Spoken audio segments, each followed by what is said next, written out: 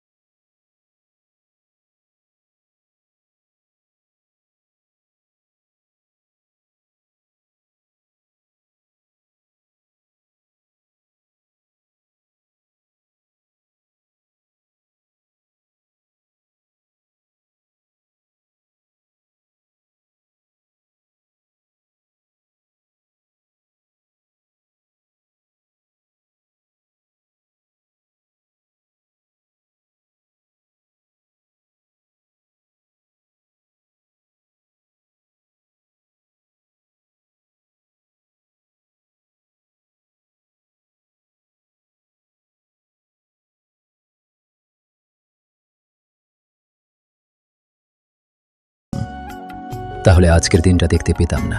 আমিনা হেসে বলল, সফলতা আসে তাদের কাছেই যারা কষ্টের সময়েও চেষ্টা চালিয়ে যায়। রহিম মনে মনে মুচকি হাসল। তার মনে হলো সত্যিই পরিশ্রম আর ধৈর্যের ফল একদিন না একদিন পাওয়া যায়।